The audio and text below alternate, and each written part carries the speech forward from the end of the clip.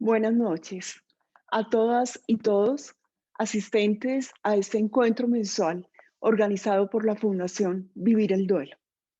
Agradecemos la presencia de quienes nos acompañan, invitados por organizaciones como Aló Jesucristo, docentes y estudiantes de la Maestría en Derecho de la Universidad Mariana de Pasto, Corporación Cultura del Departamento de Santander, Secretaría Distrital de Integración Social en Bogotá, Universidad Santo Tomás, familiares, amigas y amigos.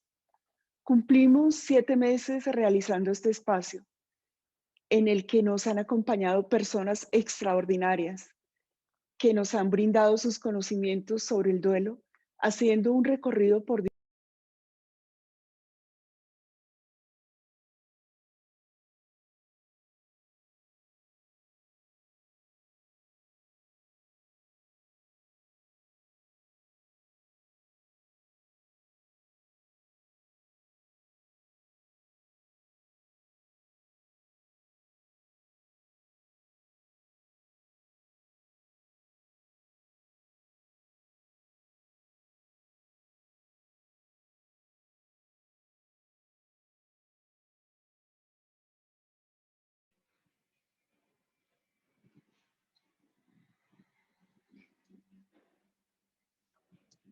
presento excusas, creo que no teníamos audio. Voy a volver a repetir el saludo.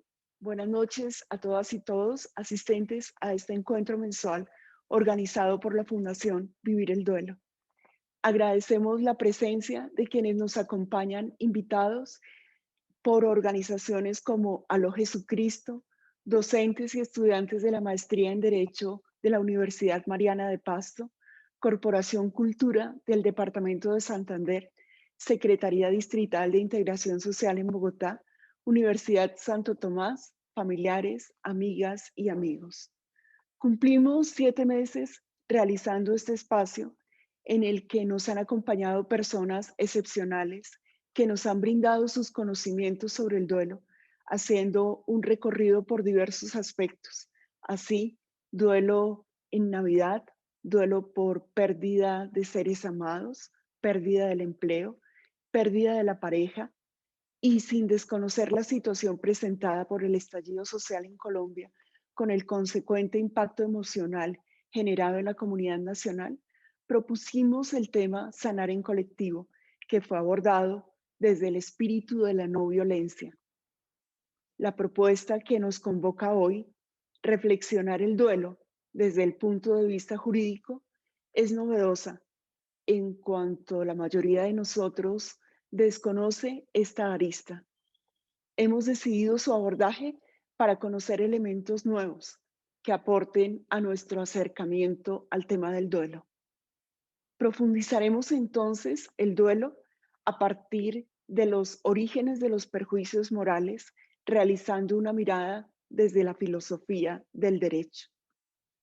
Nos ha aceptado la invitación para desarrollar el tema previsto el doctor Andrés Rodríguez Gutiérrez, abogado de la Universidad Santo Tomás, máster en Ciencia Administrativa y doctor en Derecho, estudios que realizó en Francia. Agradezco la presencia y gentileza del doctor Rodríguez para compartir su saber y experiencia en esta noche. Bienvenido, doctor Rodríguez. Le saludamos de manera especial y le escuchamos.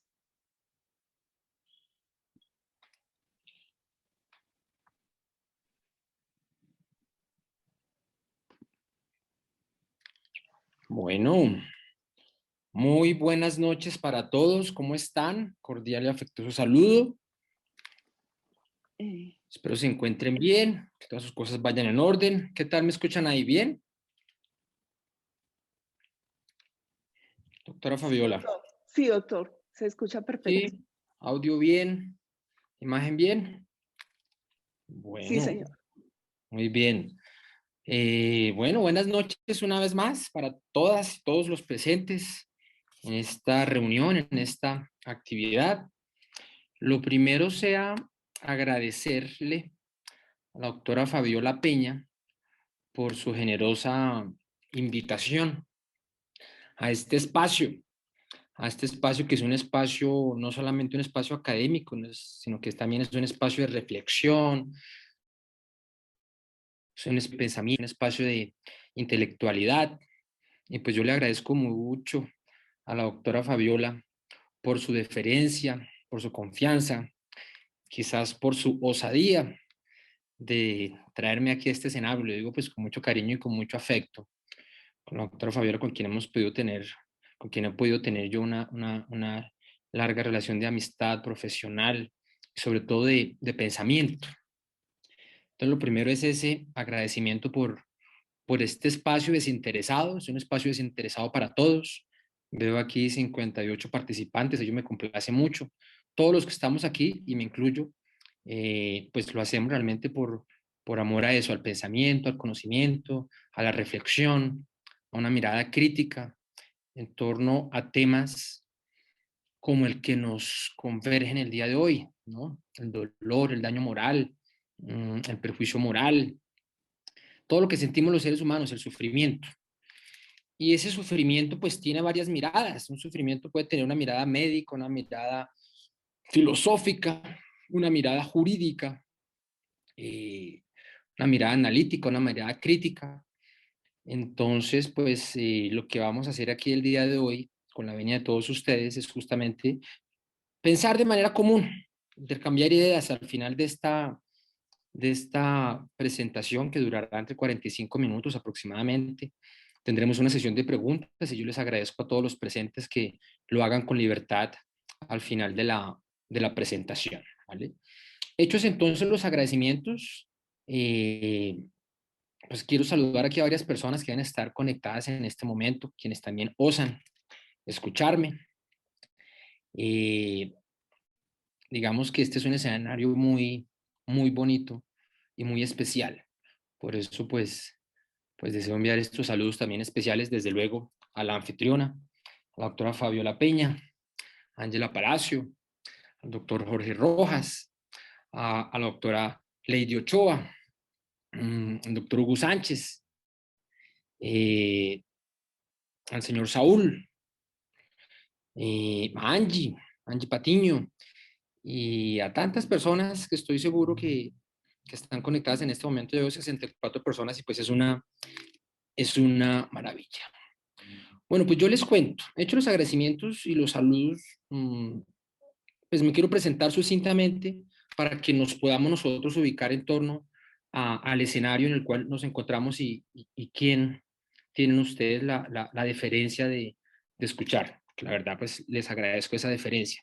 Yo no soy filósofo, no soy psicoanalista, no soy psicólogo, no soy médico. Mi profesión, como bien lo dijo la doctora Fabiola Peña, es abogado. Soy un abogado egresado de la Universidad Santo Tomás de la ciudad de Bogotá, egresado hace ya más de 20 años aproximadamente, con estudios de tercer ciclo, posgrados en métodos alternativos de solución de conflictos de la Cámara de Comercio Internacional de París, una maestría en Derecho Administrativo de la Universidad Panteón Assas, París II, y un doctorado también en Derecho Administrativo de la Universidad Montesquieu Bordeaux 4. Digamos que me considero un amante, me considero un buen amante del derecho y del derecho administrativo puntualmente. Profesor de varias universidades a nivel nacional e internacional, abogado litigante, consultor. Y estos temas se me hacen a mí realmente apasionantes. Entonces, se me ha solicitado a mí una reflexión en torno al dolor desde un punto de vista jurídico. ¿Listo? Entonces, lo que vamos a hacer nosotros el día de hoy, vamos a hablar entonces del dolor desde un punto de vista jurídico. Y es un reto. Es un reto porque, insisto, el dolor puede tener muchas miradas y la mirada que humilde y provincianamente quiero presentar yo desde acá, con mucho respeto, es una mirada jurídica. Pero para abordar lo jurídico, y aquí comienzo yo a hacer la introducción. Esta presentación va a tener una introducción, que ya la comienzo a hacer, y luego la voy a dividir en 4 partes. Una primera parte la va a centrar en Roma, una segunda parte la va a centrar en Francia, una tercera parte la va a centrar en Colombia, y una cuarta parte de esta presentación tendrá que ver con la reparación directa. 4 partes de esta presentación: Roma, Francia, Colombia y la reparación directa en Colombia. No sin antes hacer una introducción, que es por donde quiero yo comenzar esta presentación.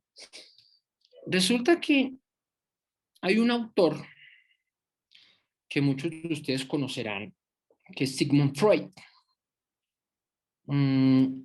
Tiene muchos textos, pero quizás el que más nos sirve para esta reflexión del día de hoy es un texto que se llama, el título en francés es La cuestión del análisis profano.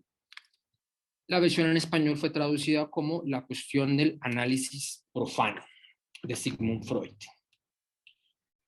Resulta que en este texto, Sigmund Freud coloca de presente como en una época, y esto tiene que ver por allá con la primavera de 1926, un señor de nombre Theodor Reik, miembro de la Sociedad de Psicoanálisis de Viena, fue objeto de un proceso penal por ejercicio ilegal de la medicina.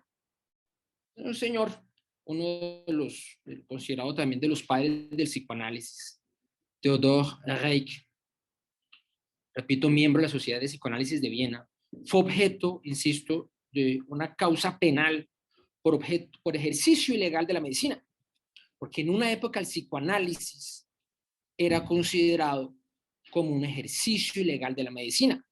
Se decía que los únicos que podían escuchar a la gente que sufría eran los médicos, ¿no? Incluso los abogados estábamos limitados en una época para escuchar más allá de lo jurídico. Entonces, en esa época, estamos hablando por allá en primavera de 1926, repito,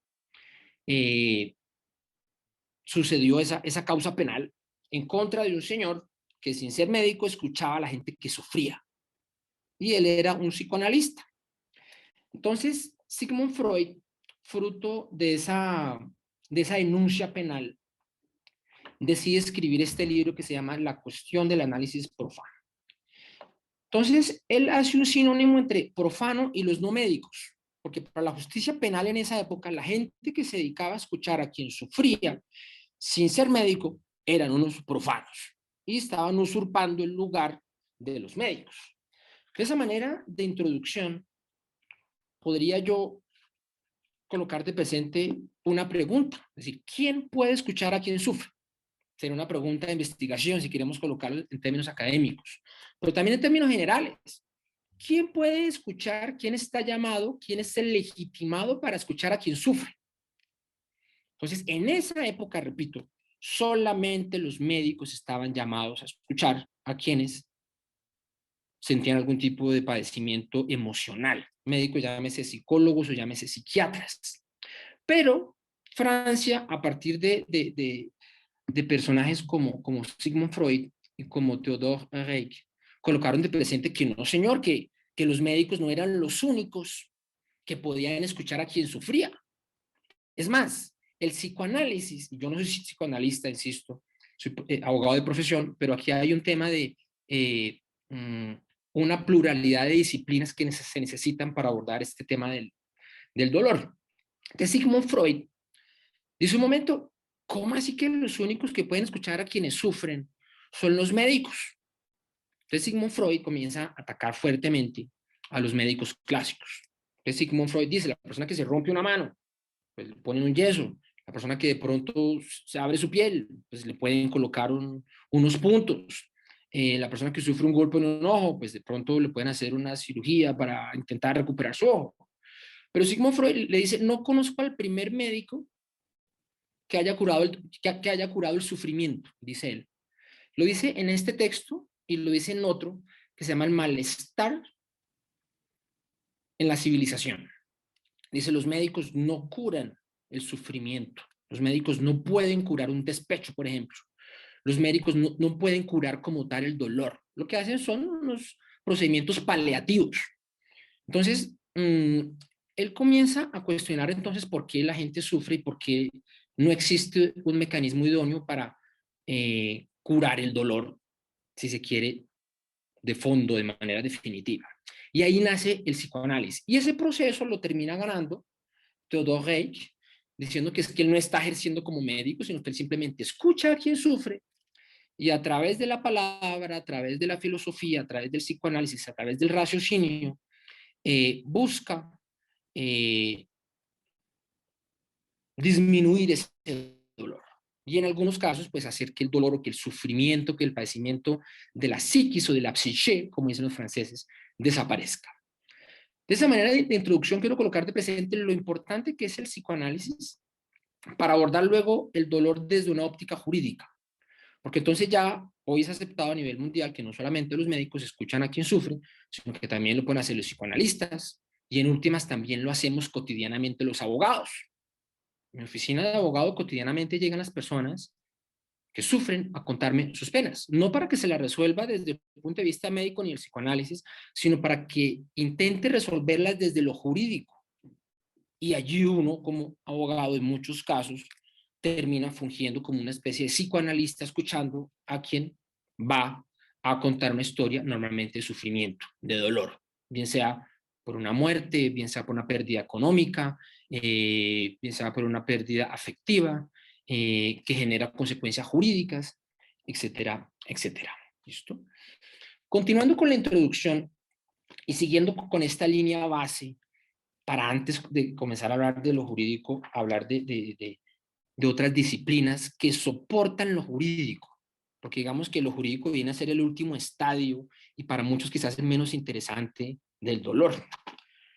Hay un autor, entonces ya llevamos tres, ¿no? Llevamos a Freud, a Theodor Reich, y quiero citar un tercer autor que es Fernando Savater, filósofo de la Universidad Complutense de Madrid, catedrático de esa universidad.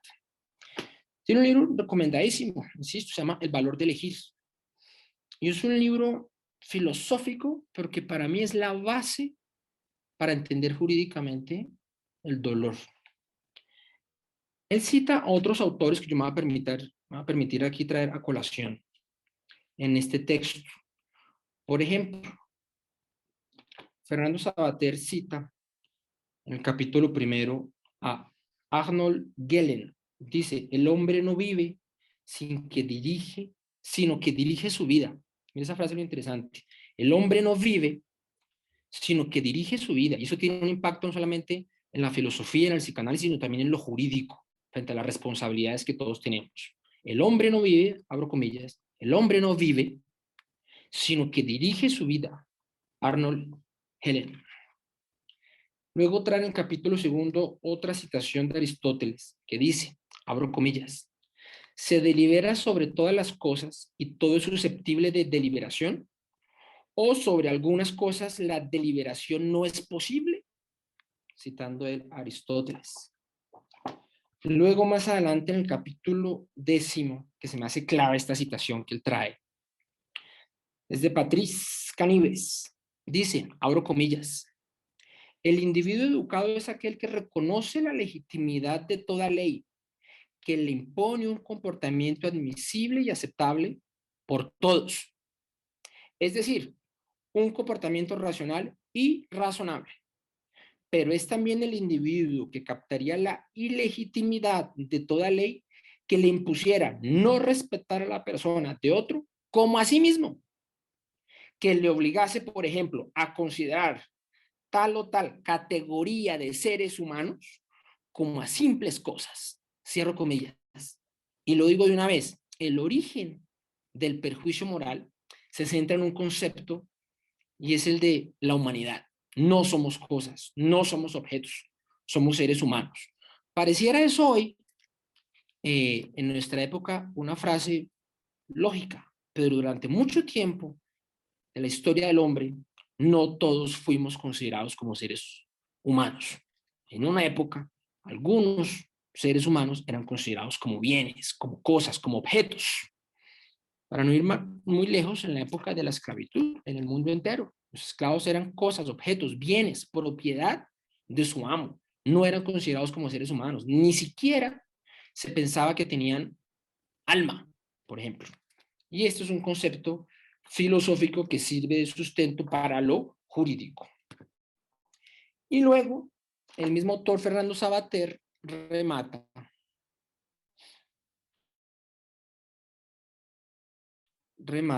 en el capítulo 12.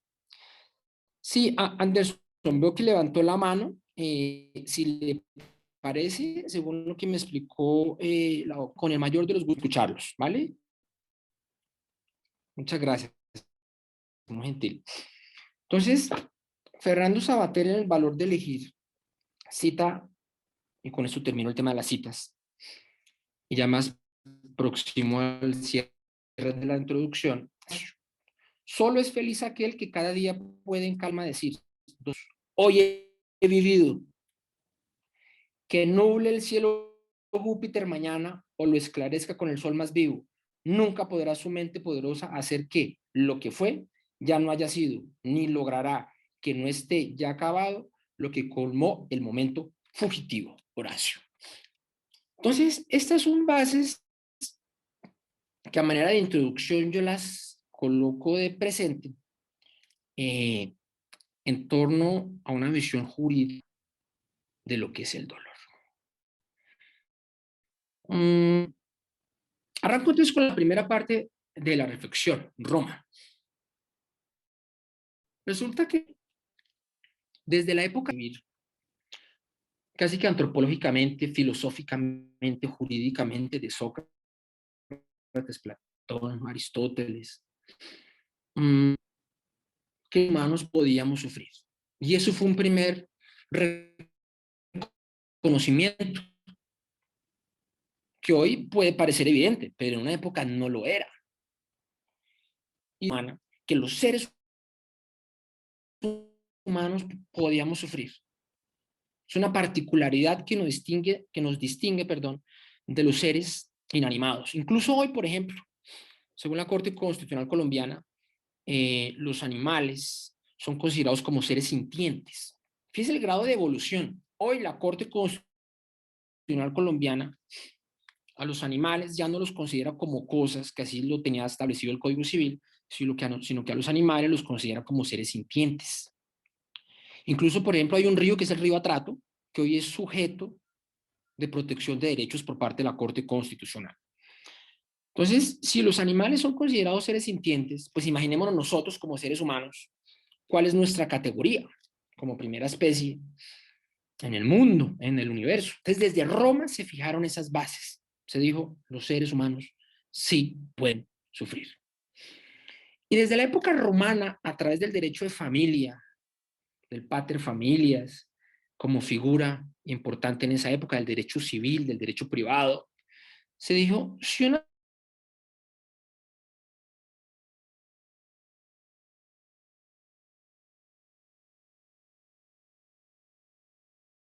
derecho civil y el derecho romano, aquel que cause un daño a otro está obligado a repararlo. Entonces, si una persona sufre y ese sufrimiento, ese dolor, deviene de la conducta, que puede ser una conducta legítima o ilegítima, dolosa o no dolosa, culpable o no culpable, muchas veces poco importa la calificación de la conducta, sino lo que importa es el resultado, que es lo que el Consejo de Estado llama a título de imputación objetivo. Ahí no se califica el origen de la conducta, sino el resultado.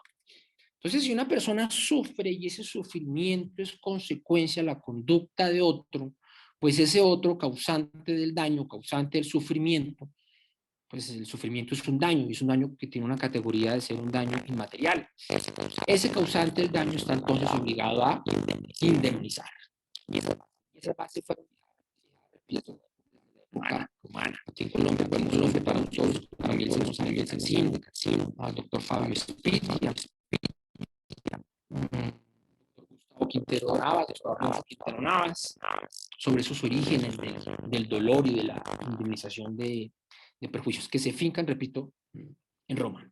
Pero las bases de esa época eran unas bases eminentemente privatistas, es decir, solamente se fincaban en el derecho privado, pero fincaron las bases más importantes de la indemnización de perjuicios en caso del perjuicio moral.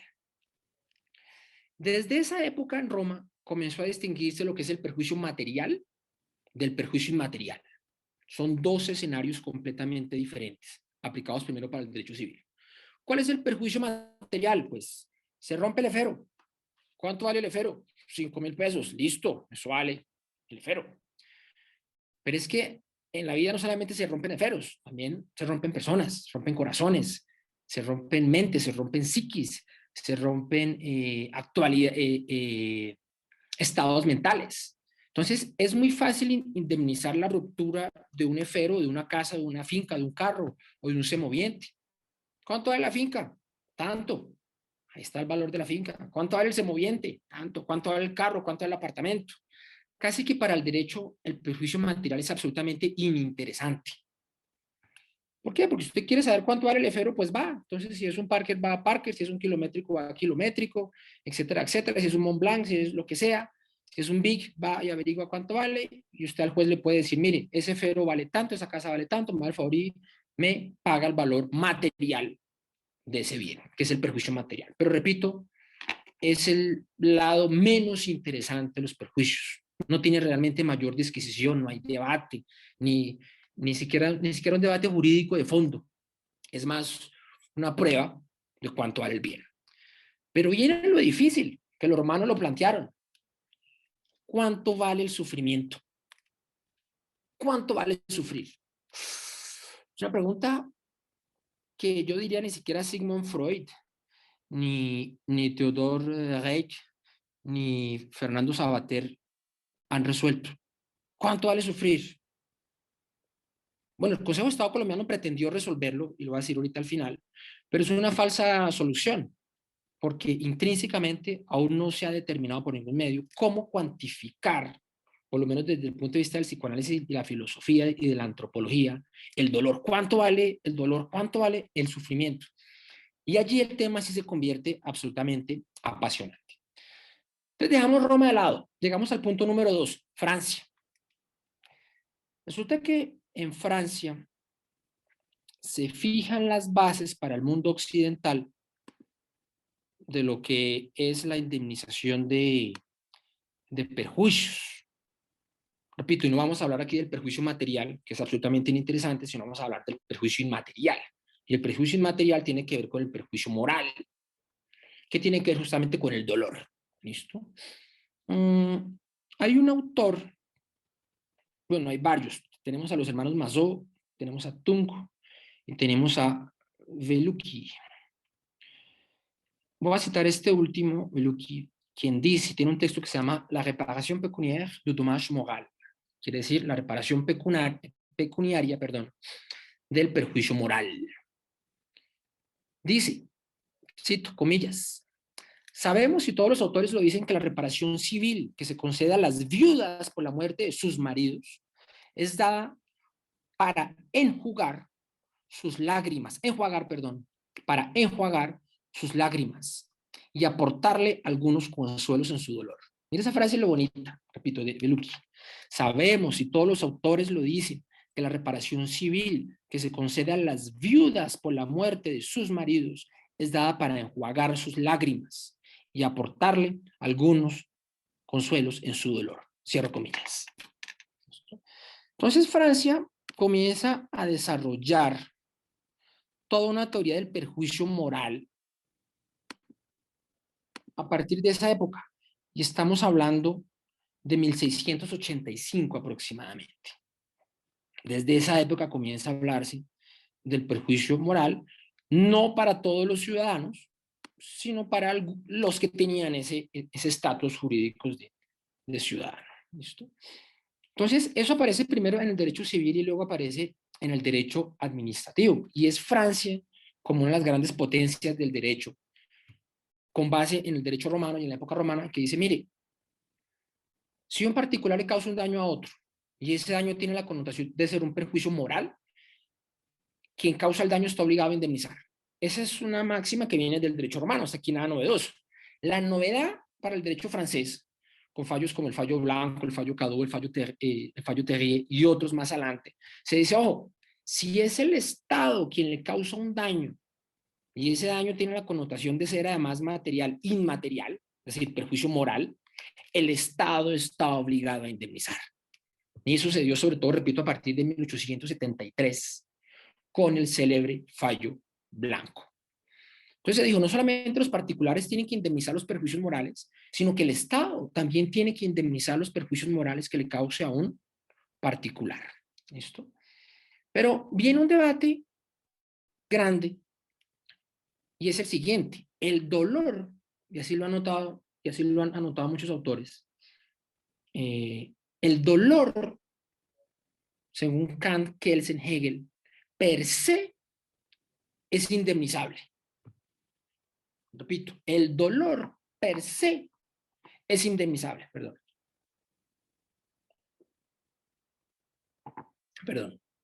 El autor per se es indemnizable. Entonces uno, por ejemplo, lo escucha y lo ve y lo siente. Cuando la señora dice, mire, es que asesinaron a mi hijo, la policía mató a mi hijo, o un particular mató a mi hijo, y la señora dice, nadie va a traerme a la vida otra vez a mi hijo. Y es una realidad fáctica, es una realidad jurídica. Y la señora le dice, no, doctor, mire, a mi hijo nadie me lo va a revivir. El dolor que yo siento por la pérdida de mi hijo lo llevaré hasta mi muerte. Y es una realidad fáctica y es una realidad jurídica, filosófica, antropológica. Incluso los psicoanalistas lo que hacen es paliar ese dolor, pero la madre muy seguramente no, así es, pues sufre ese dolor como lo escucha uno permanentemente hasta el día de su muerte. Entonces viene un debate. Si intrínsecamente el dolor es indemnizable, porque el hijo no se va a revivir, o la hija, o el esposo, o la esposa, el tío, la abuelita, etc. Entonces, ¿por qué indemnizarlo? Viene el debate. Y de hecho, muchas personas no lo hacen. Yo he tenido clientes que van a la oficina, va el esposo y la esposa, va la pareja, pierden un hijo, y es el esposo muchas veces el que dice, venga doctor, yo quiero demandar.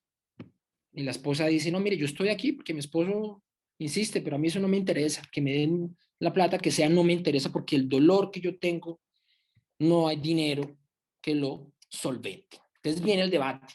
Si el dolor per se no es indemnizable intrínsecamente, porque no hay dolor, no hay dinero que cure un dolor, que solvente una pena, entonces, ¿por qué se indemniza? Entonces los franceses desarrollaron una teoría bien interesante, y aquí uno puede leer autores como Jacques Chevalier, como Jean de Gaudson, el propio Jacques Rivero, René Chaput. Tiene una frase bien bonita. A ver ustedes qué opinan y me dirán al final.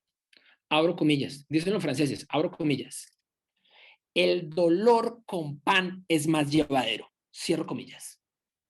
Típica frase francesa que soporta la indemnización del perjuicio moral. El dolor con pan es más llevadero. Entonces, los franceses, desde la época ya mentada, comienzan a decir que una persona que sufre, una persona que tiene un dolor, ya sea por la pérdida de un ser querido, incluso por la pérdida de un bien, también se ha reconocido el dolor por la pérdida de bienes. Una persona que ha trabajado toda su vida, lo vimos hace poco por allá en un hotel en Cali, una persona que trabajó 60 años para construir su hotel y de un momento a otro lo ve quemado y no lo tenía asegurado, pues eso también genera un dolor, es una realidad. Uno sufre no solamente por la pérdida de un ser querido, sino también está reconocido que el ser humano, reconocido filosófica, en el psicoanálisis y jurídicamente, uno también puede sufrir por la pérdida de un bien material. Ejemplo, una persona que trabajó toda su vida por una empresa, por un edificio, lo que sea, y ve cómo ese bien material se pierde, también puede tener una afección moral y eso está reconocido. Eso está reconocido. Por ejemplo, yo les cuento un tema como para hacer aquí esto ameno. En una época, cuando yo era niño, yo soy de Fusagasugá, en la provincia del Sumapaz, aquí cerquita a Bogotá, como a 2 horas. En una época a mí me compraban tenis de una marca en específica que me gustaban. Y mi mamá me llevaba a San Andresito, la 38, a comprar esos tenis una vez al año. Como consecuencia de las circunstancias económicas en las cuales vivías, ahí me decían, tiene un par de tenis al año. Entonces me llevaban en diciembre, mi mamá me llamaba en diciembre a San Andresito de la 38, me compraba mis tenis, me decía, le tienen que durar todo el año. Y yo recuerdo que en Fusa es un pueblito así como inclinado, eso no es plano. El único sitio plano para jugar fútbol era el Matadero. Allá en las reses a sacrificarlas, entonces allá era plano, y allá nos íbamos a jugar fútbol. Pues tipo febrero, marzo, yo jugando fútbol con esos tenis todos los días, pues obviamente mis tenis ya se rompían. Y yo les cuento, yo sentía cierta tristeza al ver que mis tenis a los 3 meses ya estaban rotos. Entonces, sin haber estudiado Derecho en esa época, yo ya decía, oiga, pues yo sufro porque me toca esperar hasta diciembre para los tenis nuevos. Evidentemente, ese tipo de sufrimiento no es comparable, pero existe, lo coloco porque es comparable con el sufrimiento que uno puede sentir por la pérdida de un ser amado. ¿Listo? Pero también es una realidad que hay que colocar de presente. No comparable, pero sí aceptada por la jurisprudencia, tanto en Francia como en Colombia. Pero los franceses dijeron, el dolor con pan es más llevadero. Usted me dirá más adelante qué piensan de esa reflexión. Por ejemplo, cuando mis padres se separaron, también sentí dolor. El tema es que, ¿a quién demandaba yo? ¿Mi mamá? ¿Mi papá? No sé. Pero fíjese que el dolor es cotidiano. Es lo que quiero colocar de presente. El dolor es cotidiano. Entonces, Francia comienza a desarrollar esa jurisprudencia, dice, el daño moral hay que indemnizarlo, porque el dolor, sí, el dolor con pan es más llevadero, las circunstancias que afligen la psiquis, el alma de una persona, con situaciones económicas favorables, todo se hace como más ameno. Y uno lo ve y eso en la práctica puede ser más o menos cierto dependiendo del tipo de dolor que pueda sentir una persona. ¿Listo? Eso en Francia. Llegamos a Colombia. Estadio número 3. Llegamos a Colombia. En Colombia, el primer juez en reconocer la indemnización por perjuicios morales fue la Corte Suprema de Justicia en una decisión por allá del 21 de julio de 1922,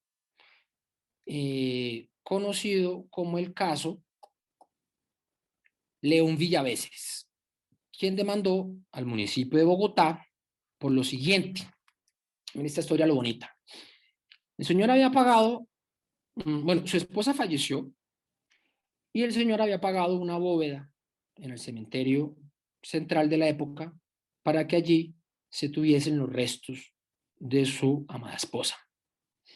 Y pagó la bóveda, pagó una placa de mármol y pagó un cajón.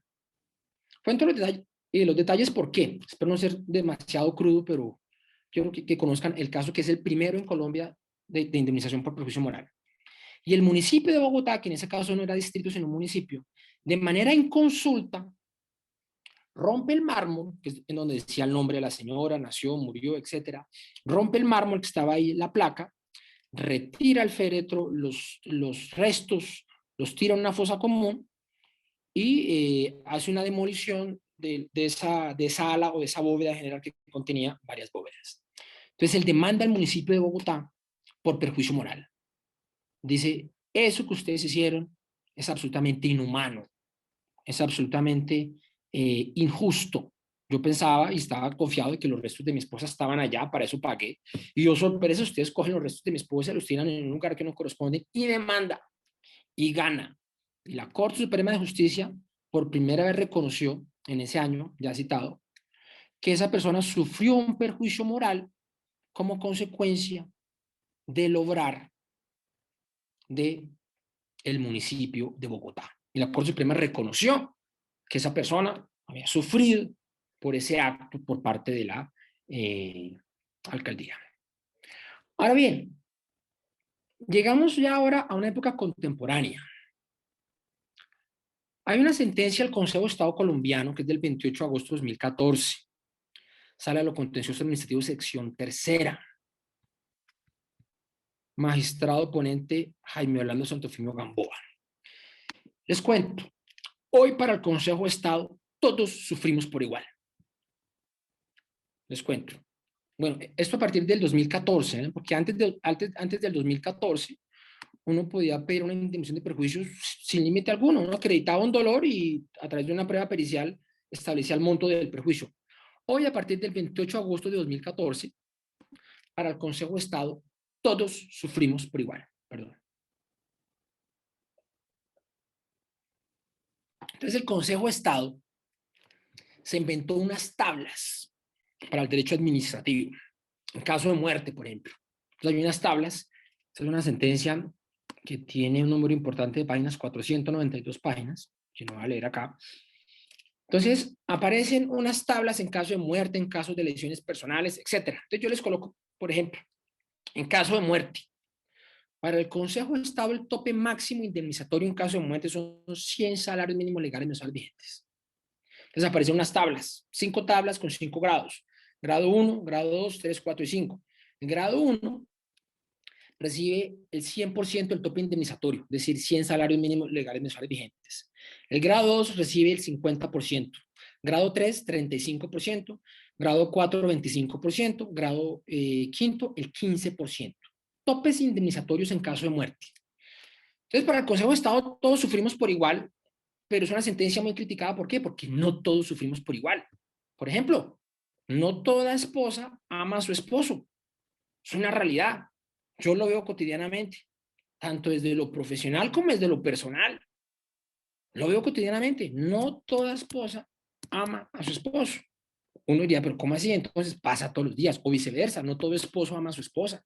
O muchas veces no todo hijo ama a su padre, o no todo padre ama a su hijo. Es una realidad mundial, fruto de cualquier tipo de circunstancias sociológicas.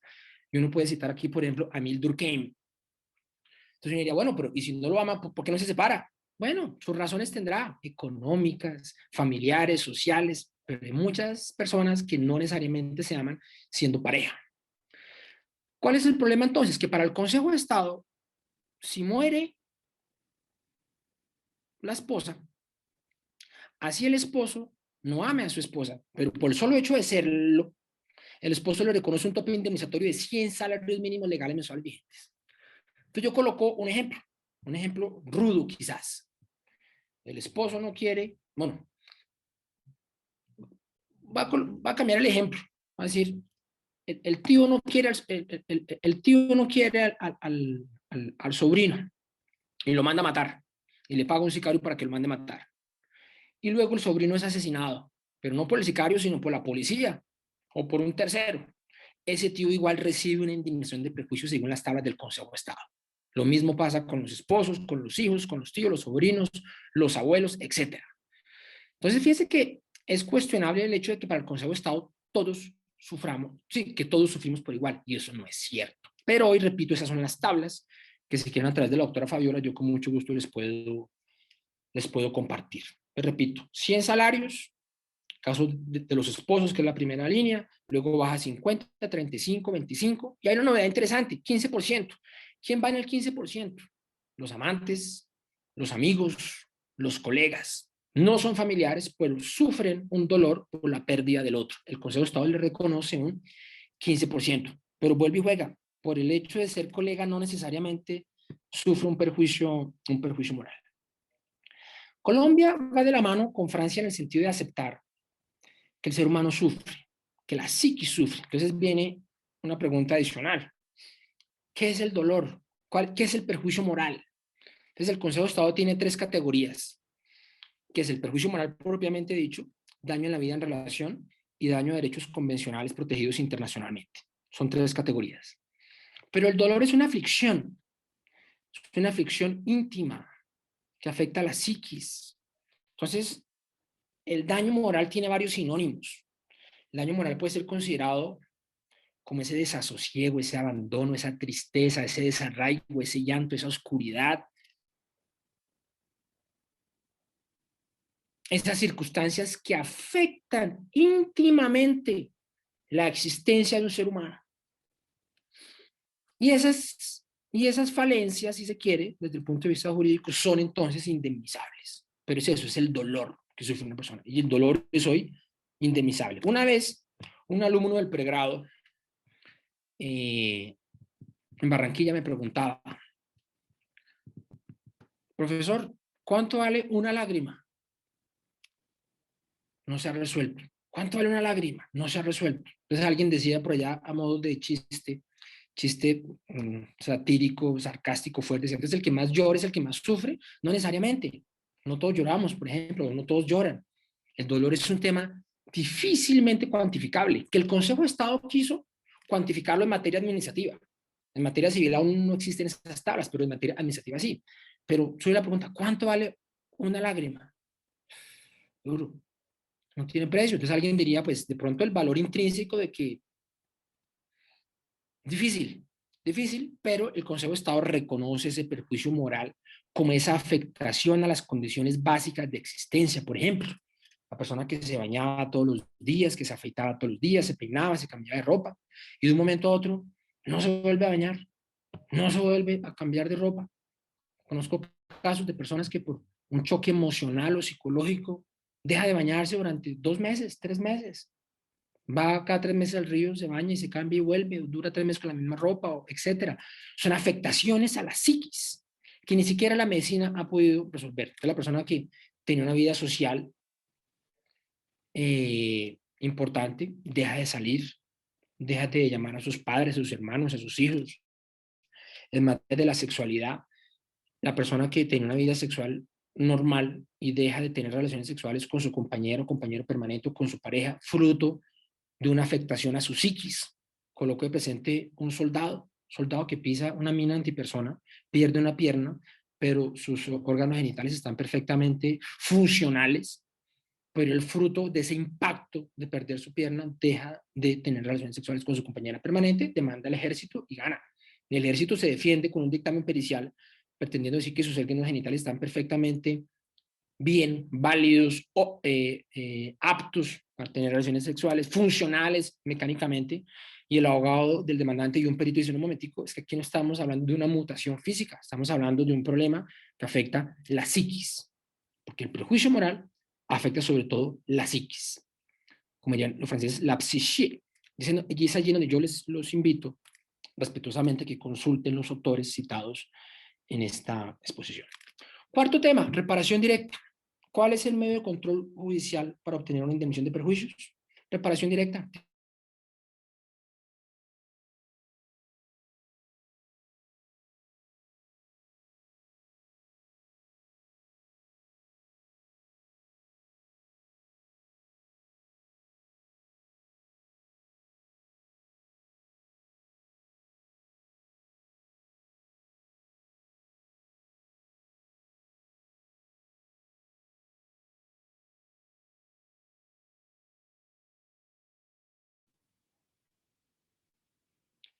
Insisto, quien sufre una alteración a la psiquis difícilmente se recupera. ¿Qué es lo que existe en paliativos? Psicoanálisis, psicología, psiquiatría y desde luego el derecho, para por lo menos encontrar un paliativo económico que acompañe a la víctima en su dolor.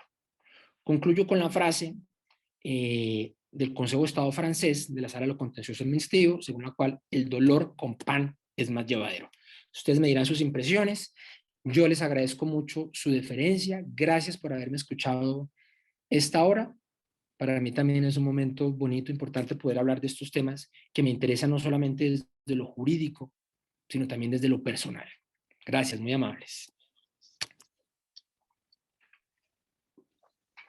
Doctor Rodríguez, muchísimas gracias por su presencia en este espacio, por su excelente intervención. Un tema que, como lo decía al principio, es totalmente desconocido para la mayoría, y sobre todo para personas que están cerca de la fundación. Ha sido muy enriquecedor, ilustrativo, y nos ha dejado pues una cantidad de inquietudes para seguir profundizando y quizá estudiando, porque es muy interesante todo lo que nos ha compartido, doctor.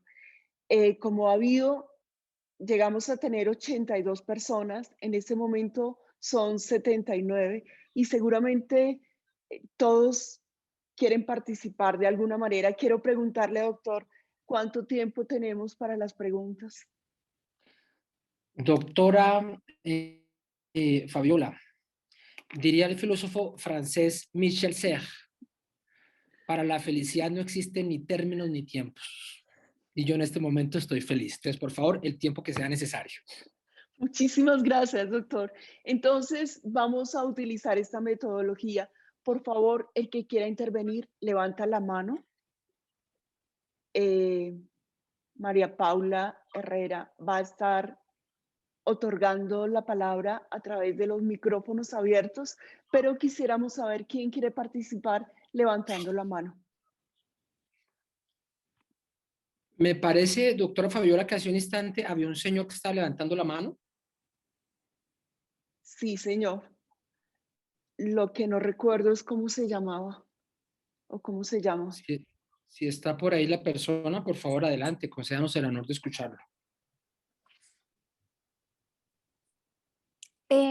Primero levantó la mano Maribel Luque y luego Anderson Urrea, pero sí nos gustaría que levantaran las manos todas las personas que quieren participar para poder tener un orden para dar la palabra. No sé si las reacciones que están poniendo en el chat son para participar.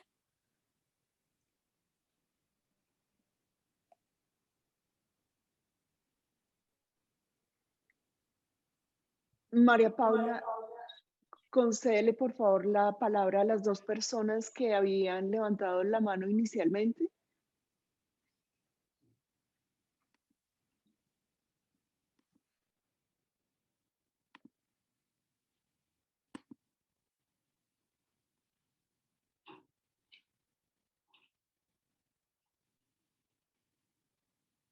Me parece que Eduardo Bravo había levantado la mano.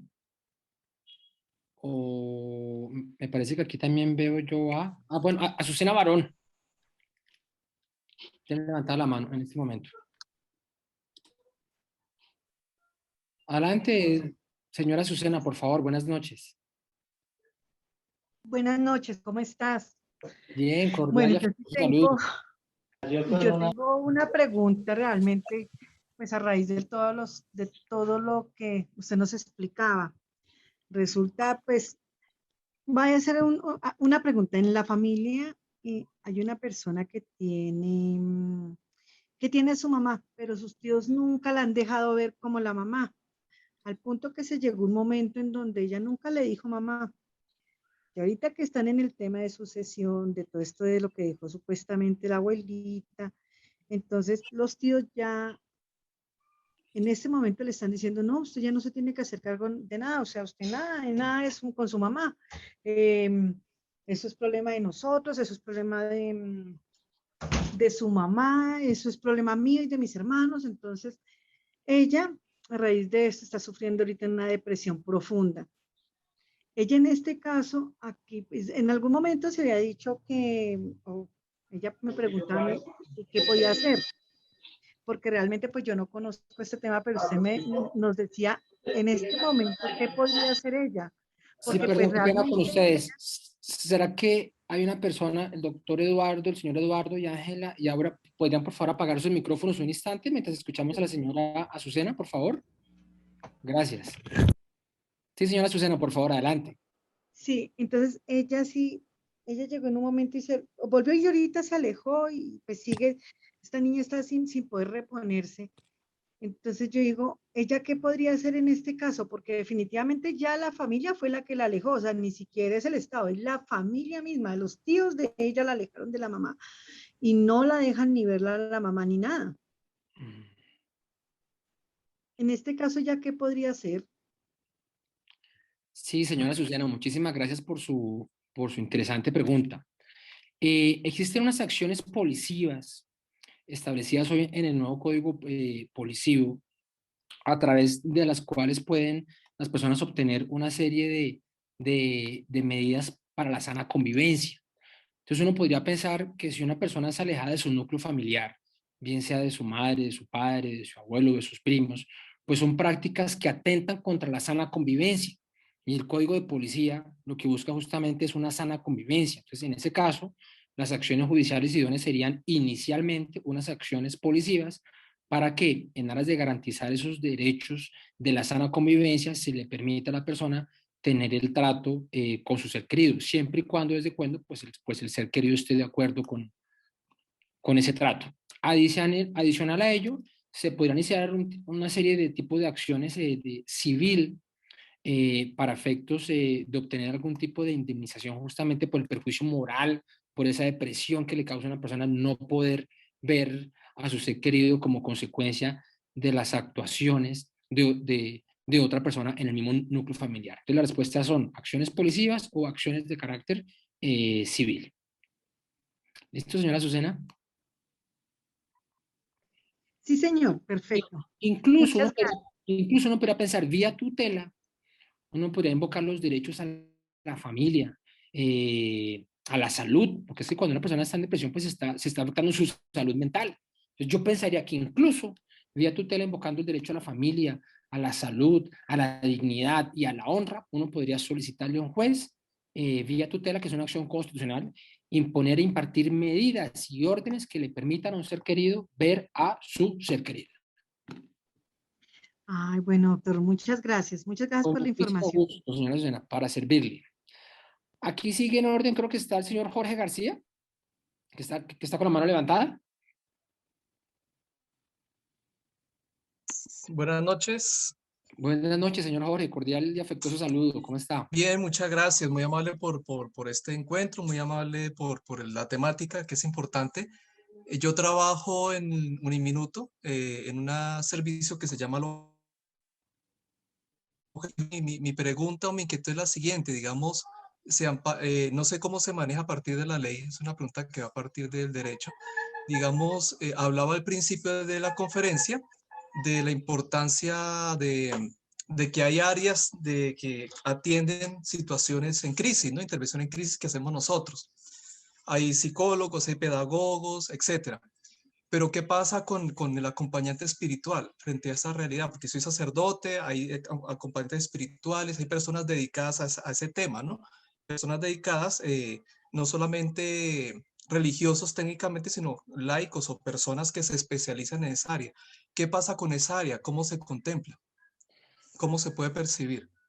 Sí, señor Jorge, cordial saludo. Gracias por su pregunta, muy amable, muy gentil. Efectivamente, desde lo jurídico, uno puede solicitar en una demanda, bien sea una demanda civil o una demanda administrativa, uno puede pedirle al juez que a título de indemnización se le ordene al causante del daño el pago, bien sea de un acompañamiento psiquiátrico, de un acompañamiento psicológico, de un psicoanálisis o incluso de un acompañamiento religioso.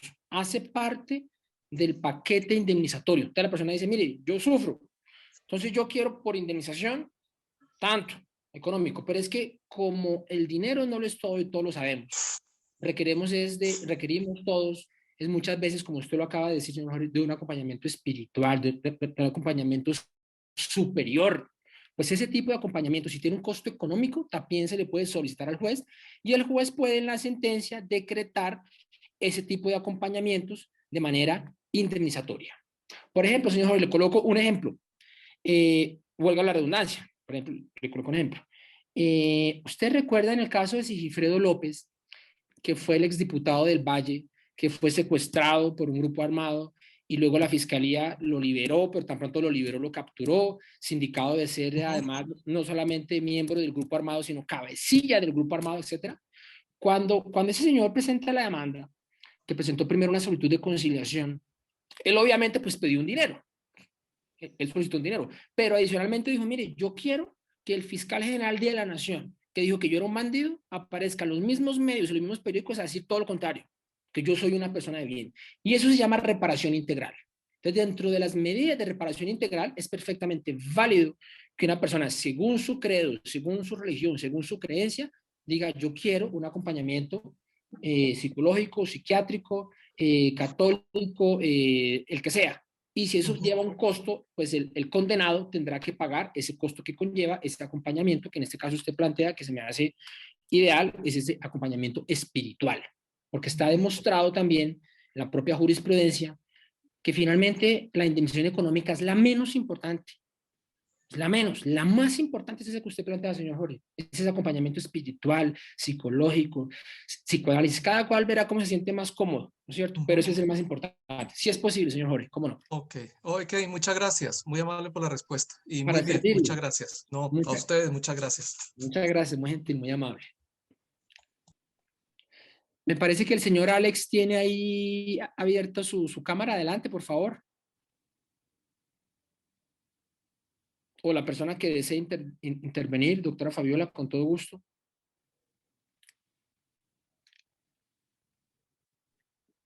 Mientras otra persona levanta la mano, doctor Rodríguez, usted dice que ante una muerte el Estado puede indemnizar, pero quisiera Quisiera que nos aclarara, doctor, qué tipo, Señora Rosal, allá. No, ok, adelante, perdón. en qué momento es factible la indemnización. ¿Quién indemniza y en qué tipo de muerte? No es una muerte natural, tiene que ser una muerte violenta, tiene que ser algún miembro del Estado, alguna persona del gobierno. ¿En qué tipo de situaciones hay indemnización? Gracias, doctor. Sí, doctora Fabiola, gracias, muy amable. Sí, evidentemente, en los casos de muerte natural, pese a existir dolor, no hay daño jurídico. Es una distinción jurídica. Puede haber dolor, pero no hay daño jurídico. Entonces, cuando hay una muerte natural, pues todos sufrimos un dolor natural. Pero si es una muerte natural, no hay daño. Entonces, insisto, una cosa es el daño y otra cosa es el dolor. Necesariamente para efectos de demandas judiciales, bien sea civiles o administrativas, la muerte o las lesiones personales o lo que sea, tiene que ser consecuencia de la actividad, bien sea o de un particular o de una entidad pública. Entonces, cuando es una entidad pública o cuando es un particular quien le causa un daño antijurídico a otro particular y fruto de ese daño antijurídico se deriva un perjuicio moral, quien está obligado a indemnizar es el Estado, si es quien causa el daño, y a la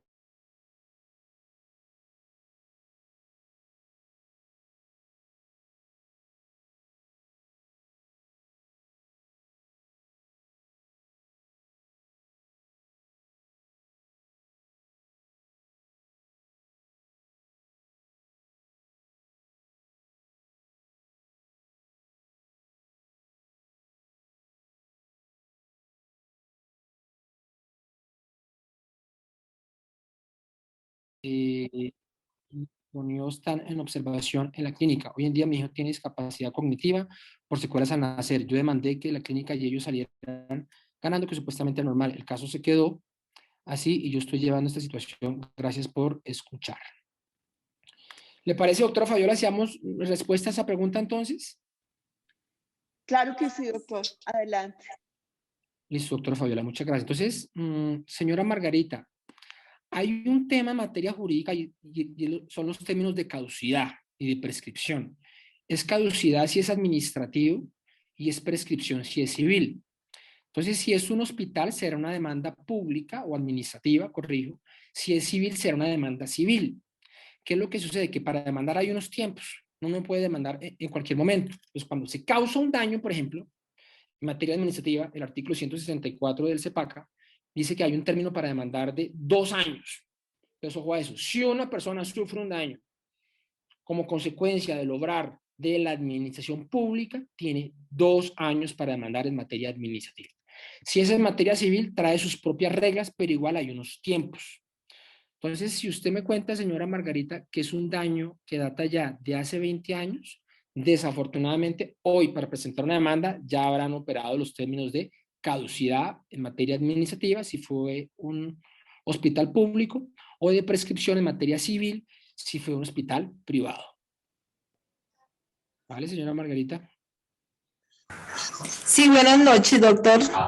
Buenas noches. Habla con Margarita. Sí, señor. Desafortunadamente, esa diligencia la hice a los 8 años que tenía el niño. Ya fue tarde, pero el dolor de verdad no, sigue el dolor porque pues por falta de conocimiento el caso se quedó así por los vencimientos de términos. Como dice usted, eso era temprano que había que hacerlo y nosotros lo hicimos ya tardecito y se quedó así. Y pues llevando la situación con siempre da tristeza porque pues a causa de eso pues hemos tenido muchas dificultades y ya se sabrá que una discapacidad no es fácil de llevarla, es una crucecita. Sí, señora Margarita, bueno, pues compartiendo mucho con usted su dolor, su pena, le transmito toda mi solidaridad, créanme que sí. Pero desafortunadamente sí, jurídicamente cuando uno deja pasar los tiempos para demandar, ya después es muy complicado. Así es. Con toda sinceridad. Si hay un abogado que le dice, venga, yo le llevo eso ahorita, después de tal... No, Sí, señor, tiene toda la razón. Gracias, doctor, por escucharme. Con muchísimo gusto, usted por la confianza, muy gentil, muy amable, señora Margarita. Buenas noches, ¿me oyen? Buenas noches, señor Raúl. Sí, señor, adelante, por favor. Raúl Quintero, doctor Gutiérrez es doctor Sí, señor, eh, Rodríguez Gutiérrez para servirle, su humilde Rodríguez. servidor. Bueno, doctor Gutiérrez, qué pena. No, es simplemente para mirar sobre su visión histórica, si en este momento del conflicto con la JEP y los acuerdos de paz, somos en ese caso un país puntero en llegar a, digamos, acuerdos y pues quisiera que comentara al respecto del dolor de las personas violadas, muertas en combate y que en ese caso los guerrilleros, pues si dicen, digamos, toda la verdad, pues no van a tener prisión real y el dolor de las personas y familias y grupos sociales y poblaciones que por 40, 60 años tuvieron el yugo de los paramilitares, de los guerrilleros y de actualmente de las bandas de narcotráfico. Eh, ¿Qué visión tiene usted al respecto de de este problema social con respecto a las causales del dolor y a lo que se ha tratado de beneficiar con miles de millones de pesos a ciertas poblaciones como en el atrato, las que murieron en la iglesia, eh, en el atrato en Chocó? Si nos comenta sobre eso, sería muy interesante. Claro que sí, señor Raúl, cómo no, con el mayor de los gustos y a usted muchas gracias por su confianza también.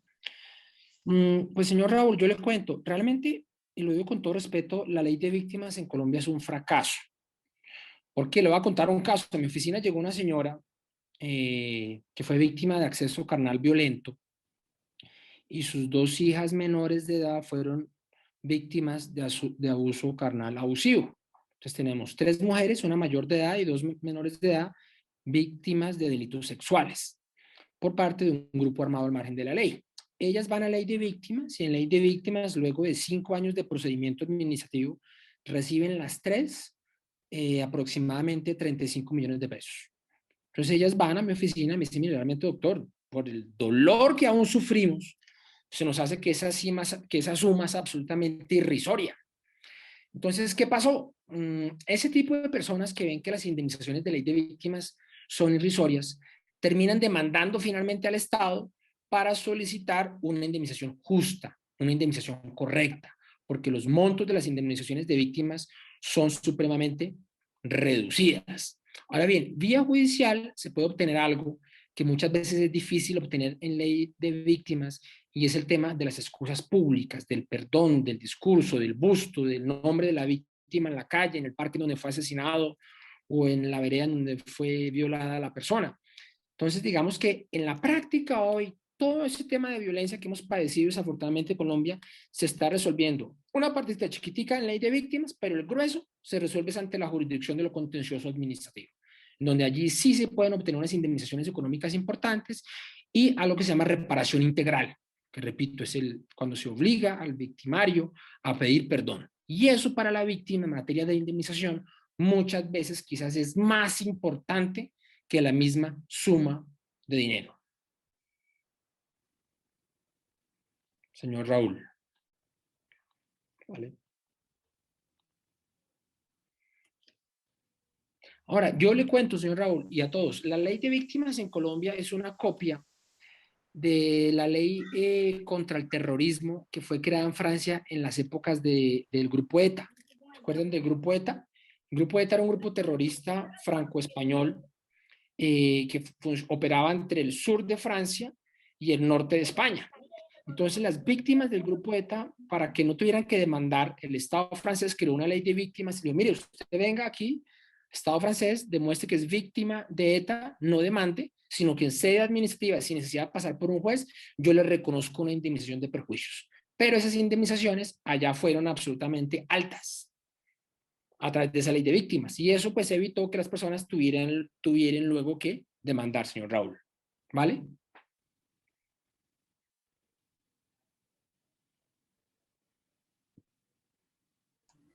Doctor, Sí, por favor, adelante. buenas noches, doctor. Qué pena, doctor Andrés. Buenas noches, Eres señora muy Aura. amable. Sí, soy Aura Cabrera, desde Pasto.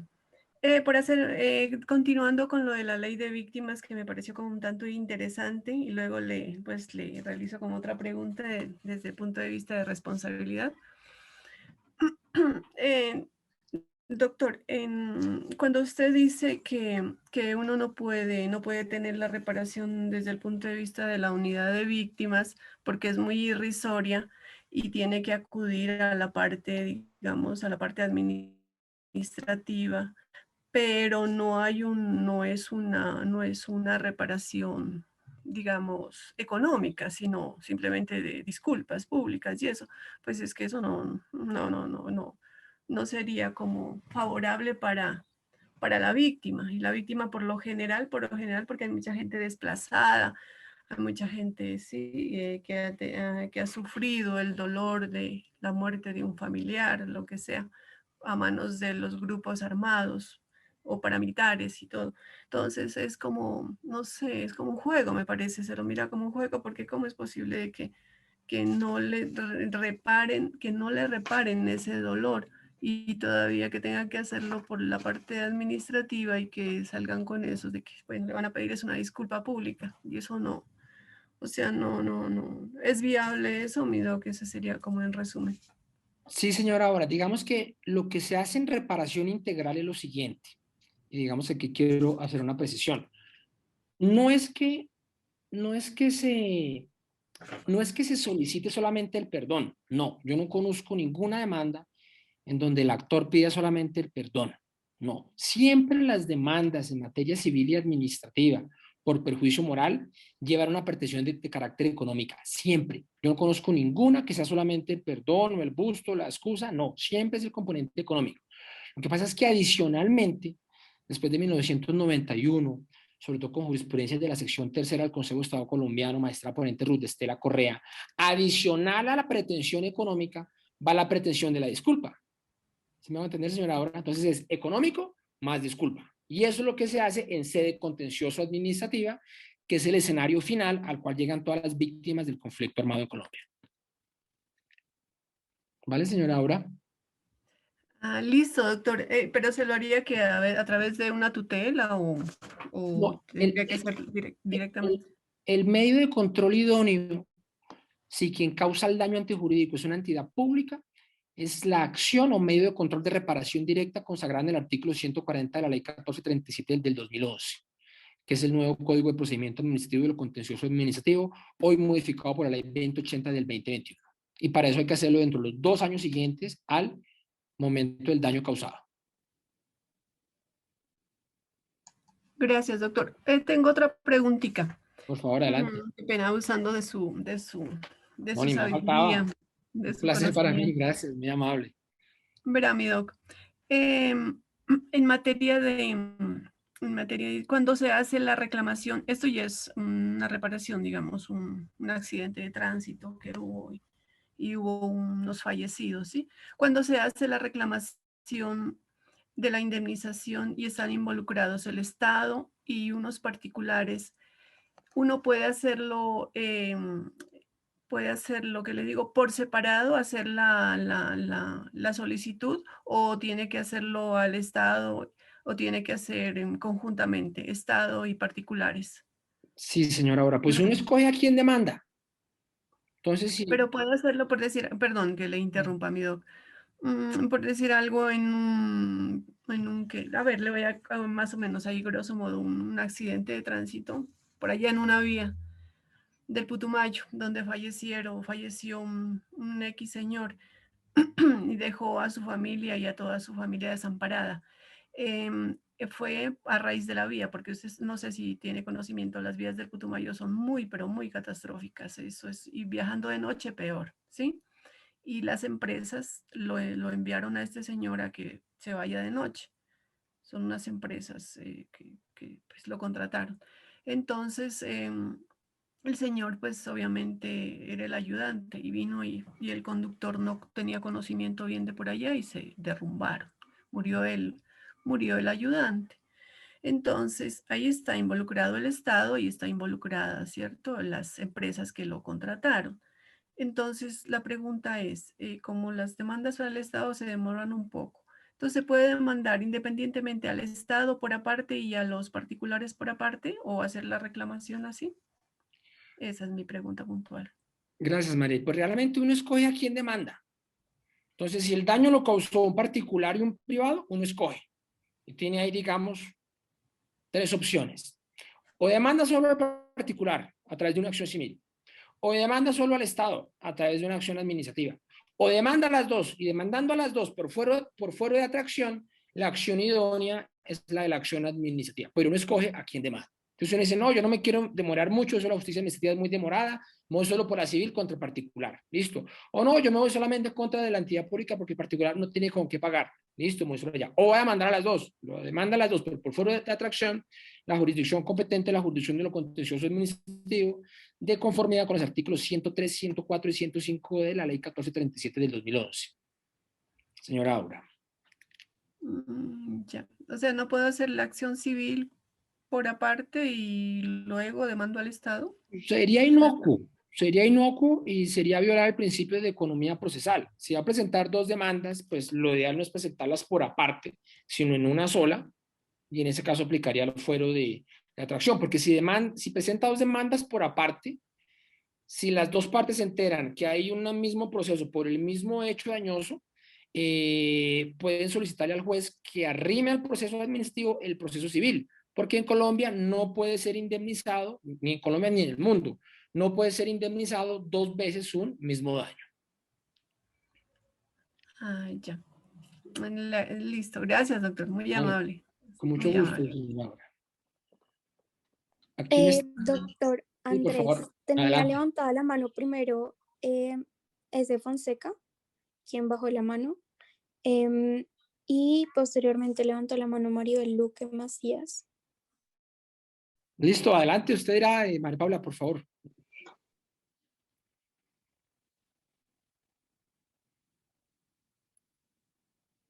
Creo que la persona Fonseca, ese Fonseca.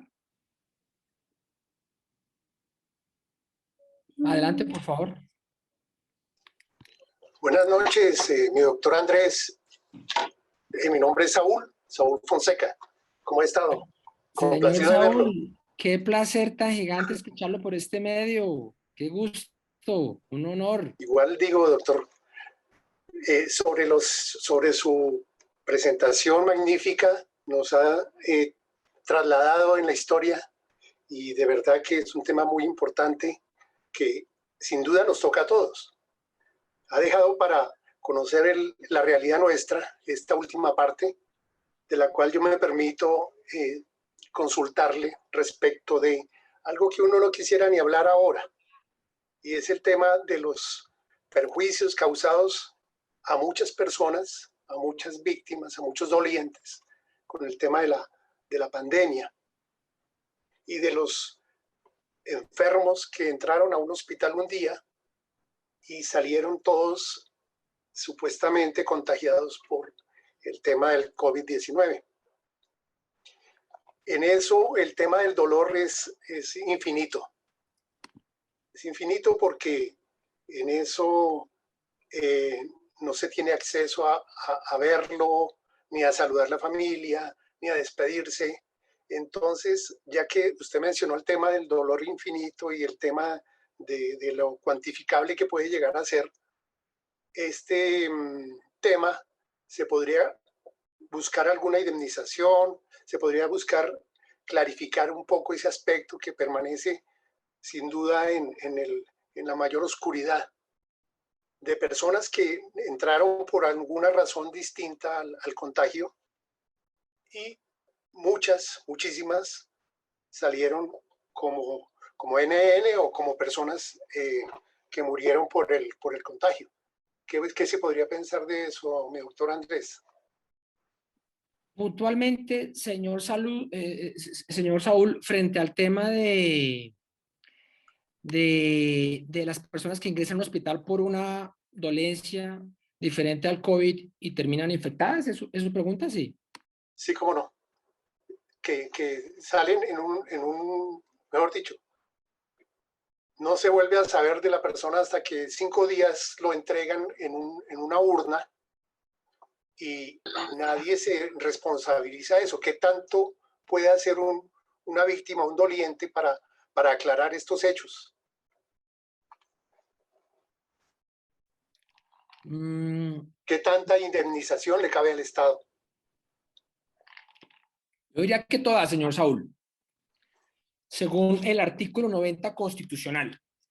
El artículo 90 constitucional, que es una evolución del artículo 19 de la Constitución de 1886, dice, me permito citarlo, el Estado responderá patrimonialmente por los daños antijurídicos que le sean imputables, causados por la acción o la omisión de las autoridades públicas. Entonces, claro, si una persona va a un hospital a curarse de una gripa o de una hernia o de una fractura y resulta que salió con COVID o se perdió en el hospital o finalmente falleció, el Estado está obligado a responder bien sea a título de acción o a título de omisión administrativa. Y yo les cuento, se van a venir una avalancha de demandas en contra del Estado, sobre todo por omisión administrativa y por falla en el servicio y por mal manejo de la pandemia, por los daños antijurídicos causados a los particulares, porque es que nadie va a un hospital a morirse. Una persona que considera que se va a morir se queda en su casa y allí fallecerá, pero uno va a un hospital es a salvarse, a mejorarse. Y allí la obligación deja de ser casi que de medio, sino que de resultado, salvo casos graves, un VIH, un cáncer, qué sé yo. Pero esos casos, señor Saúl, efectivamente son posibles para acciones civiles en contra de clínicas si son privados o acciones administrativas en contra de entidades públicas, con toda seguridad. Con un dato adicional, señor Saúl, que le coloco de presente a usted que es un avesado, distinguido comerciante en Colombia. Los comerciantes que se quebraron, que dejaron de ganarse lo que estaban ganando antes. ¿Por qué? Porque tuvieron que cerrar. ¿Y por qué cerraron? Porque el Estado los obligó a cerrar. Ese daño económico le es imputable a el Estado. Y si adicional a eso sufrió un perjuicio moral, ese perjuicio moral también debe ser indemnizado por el Estado. ¿Por qué? Porque es que en Colombia y en todos los países del mundo occidental, los llamados a velar por la salud, ¿quiénes son? No somos los particulares.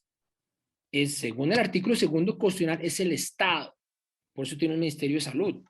Entonces, si bien es cierto prima el interés general sobre el particular, no es menos cierto que ello no implica soslayar los intereses de los particulares, señor Saúl. Y si van a venir avalanchas de demandas en contra del Estado, imagínese, usted es un comerciante, usted paga impuestos, paga bomberos, paga seguridad social, paga cámara de comercio, tiene sus hoteles, tiene sus cosas, y luego el mismo Estado que le autorizó a funcionar, señor Saúl, porque entonces usted va y contrata al abogado, venga, mire, yo quiero montar aquí mi hotel, quiero montar unas cosas, ¿qué hago? No, mire, toca pagar bomberos, seguridad social, tiene que escribirse en cámara de comercio, y el mismo Estado que lo autoriza a usted a funcionar, luego le dice, cierre para salvar la humanidad.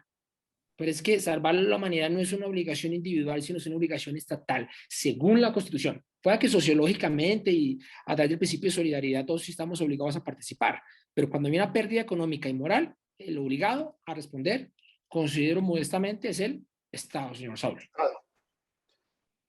Muy bien, doctor, muchísimas gracias. Con el mayor de los gustos, estoy para servirle. Qué gusto verlo nuevamente, ¿yo? De verdad, doctor, muchas gracias. Con Igualmente. todo gusto. Bueno. Sí, señora Maribel, por favor, adelante.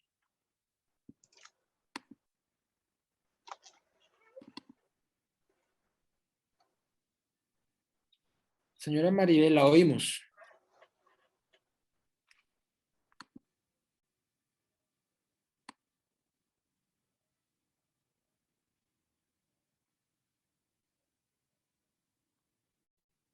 Creo que tiene su micrófono apagado, señora Maribel. Doctor, buenas noches. ¿Me escucha? Sí, señora, fuerte y claro.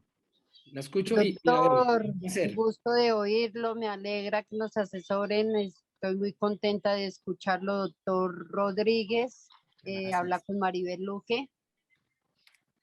Tengo una inquietud, así el doctor es tan amable, me asesora tengo un niño con discapacidad cognitiva, síndrome Down, nivel moderado.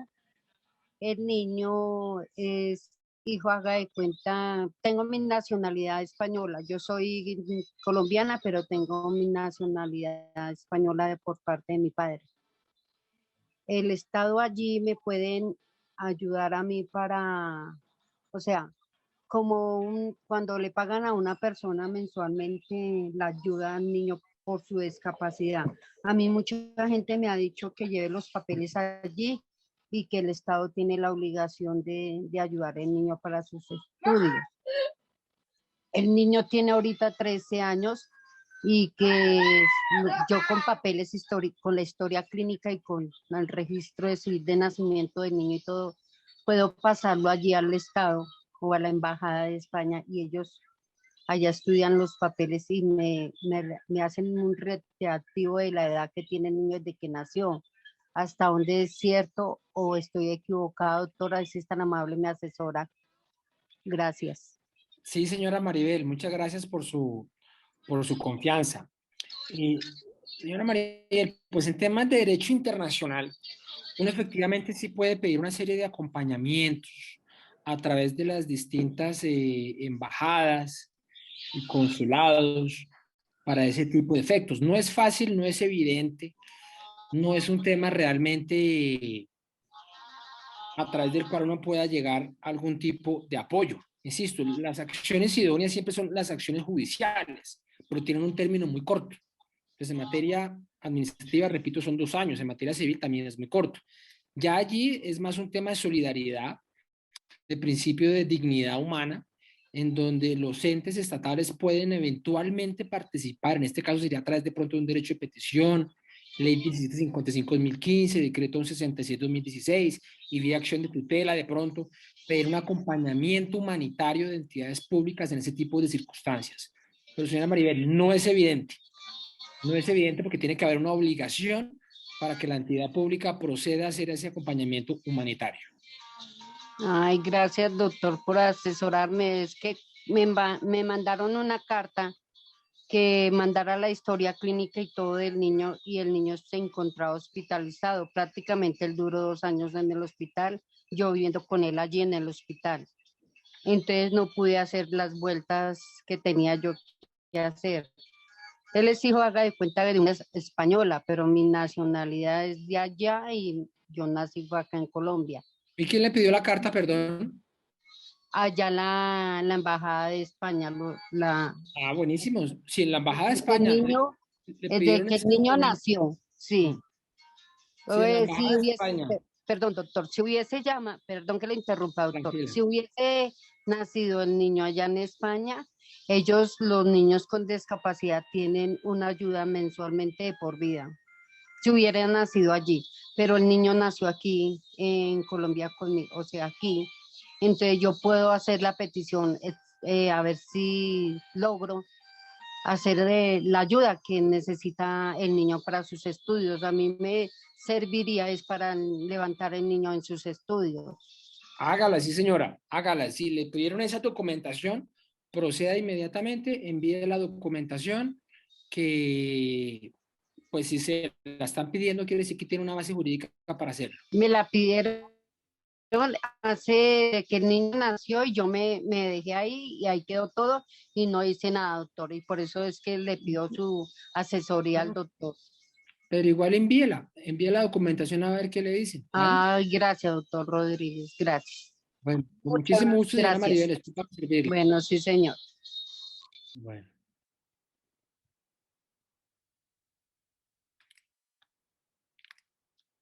No sé quién más desee participar y con todo gusto.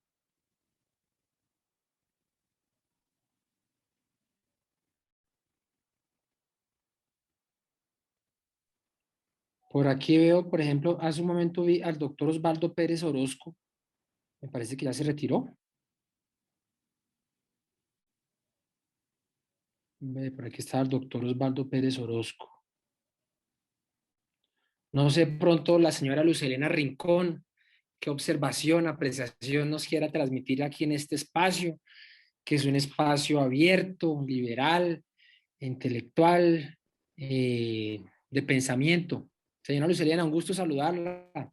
Un placer Muy verla. buenas noches, mi doctor. Muy bien, gracias a Dios. No, excelente su exposición. Pues crece uno mucho en la vida jurídica y en lo espiritual.